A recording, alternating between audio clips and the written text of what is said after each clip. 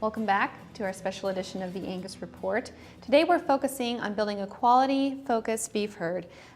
Mike, that's something that you've done through the years with your herd, and I want you to talk a little bit about the market incentives for doing so.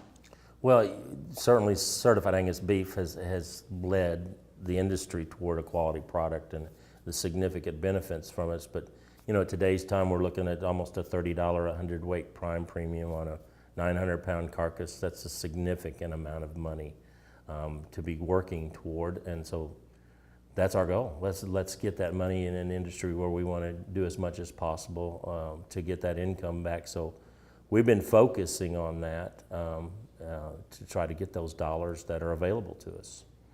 And how have you been able to do so? How have you been able to capture some of those premiums that are? Certainly retain ownership of our cattle, but mostly through high quality Angus genetics. Just the reality of stacking generations of high quality genetics on top of generations, we can reach a much higher level of those prime and CAB cattle than I guess the norm. So every one of those we go above the norm is certainly a premium to us. So for instance, one set of steers brought us back $168 a head premium. So we're very tickled with that and very pleased, but we'd always like to do better.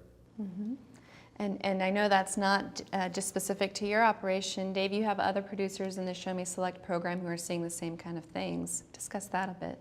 Yeah, we do. I think one of the opportunities producers have that are enrolled in the program is that over the last several years, and actually in collaboration with the American Angus Association, we developed more of a kind of an addition onto the program, which we call Tier 2. And Tier 2 focuses more or less on the accuracies of sires of the heifers themselves to really build more or less genetic equity in those heifers. And so relative to that, to help us more or less gauge the potential added value for those heifers, in more recent sales, we've been able to compare the value of those heifers to standard Show Me Select qualified heifers that we don't have the genetic background on.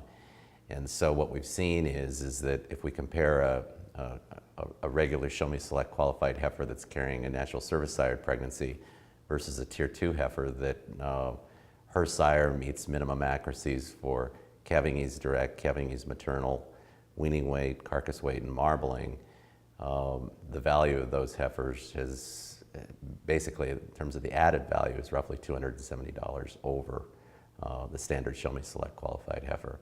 In addition to that, as Mike said, you start putting that together, the steer mates of those heifers, really, you create an opportunity to add value to them as well. Well, it sounds like there's some definite economic incentives there. And when we return, we'll continue our discussion regarding this topic and some common misconceptions about the quality-focused beef herd. This segment of the Angus Report is brought to you by Omega Farms, a commitment to environmental stewardship, a place for outdoor recreation and hunting opportunities, and a source for quality, industry-leading Angus genetics. Omega Farms, become a part of the tradition. Visit us at omegafarms.com.